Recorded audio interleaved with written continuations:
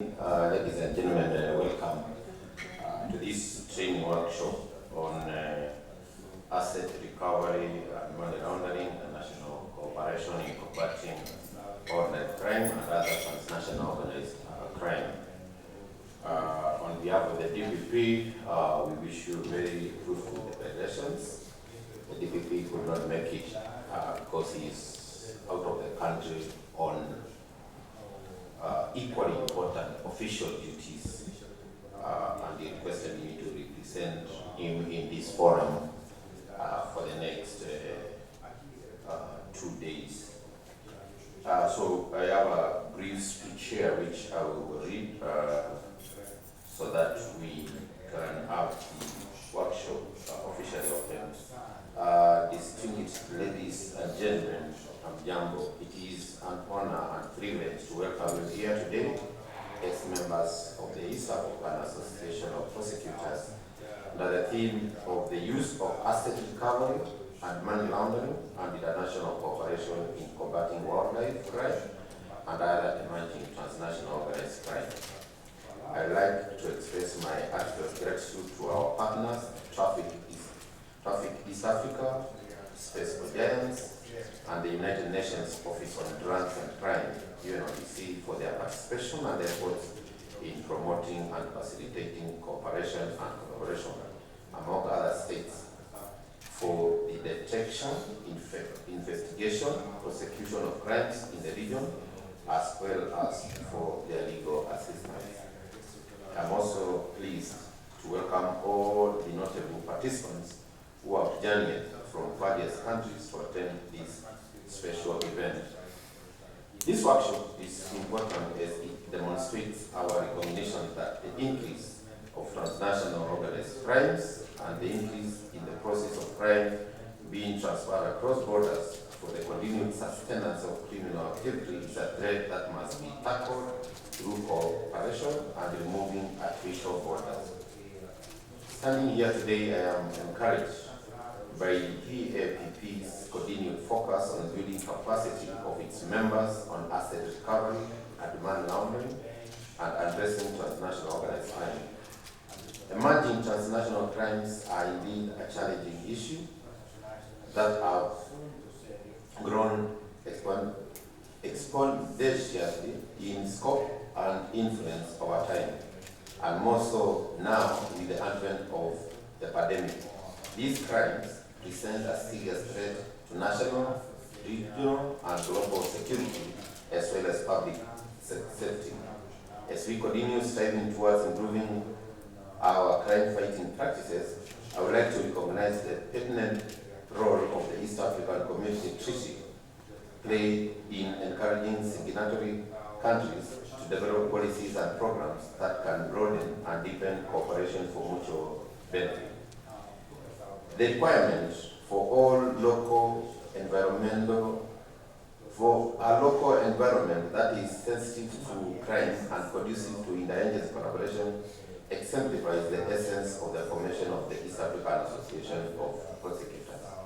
The EAAP was formed with the main objective to promote effective coordination and cooperation in preventing and combating crime in the region. The EAAP facilitated prosecuting authorities from partner states to combine their knowledge and experience and seek out experts who can empower the association to achieve their goal of improving regional cooperation in the prevention, detection, investigation, and prosecution of crimes across the region. Admittedly, the EAP provides an excellent forum for regional and national cooperation in asset recovery and money laundering and international cooperation in combating wildlife crime and other transnational crimes as envisaged by the United Nations Convention on Transnational Organized Crime and the Convention on International Trade in Endangered Species, that is CITES. The EAP has taken appropriate measures to advance cooperation mechanisms that have the potential and capability of evolving rapidly to keep pace with new technologies and rapidly changing global environment. This is an indication of the regional states' renewed determination to collaborate closely with each other in order to combat growing threats of organized crime. corruption, and transnational crime. Because of the dynamic nature of these crimes, we are constantly refining and perfecting our strategies in order to adhere to one of the EAAP's key objectives as enshrined in the Constitution, which is to advance, to advocate for harmonization of policies and legislation of the partner states in order to achieve our shared objective as prosecuting authorities.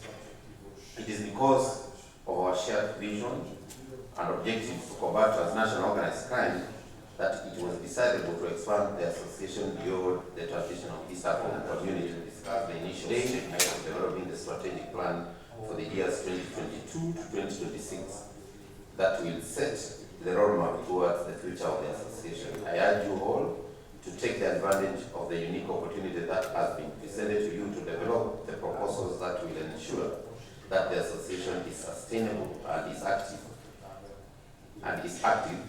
in the criminal justice sector in Africa. As a technical committee, you are required to ensure that the association is able to be innovative and responsive to the needs of the prevailing challenges, and that the association is able to complement the efforts our national prosecution authorities are undertaking. As I conclude, I would like to acknowledge and appreciate the financial and technical assistance provided by Traffic East Africa, Space for Giants, and the United Nations Office on Drugs and Crime.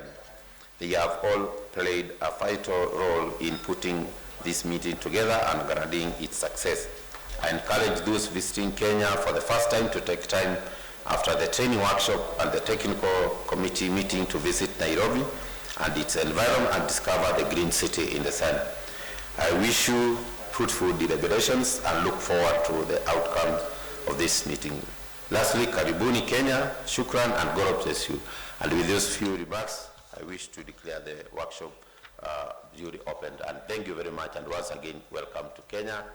And feel free, as the DPP has said, to sample some of our sites within the city. Thank you very much.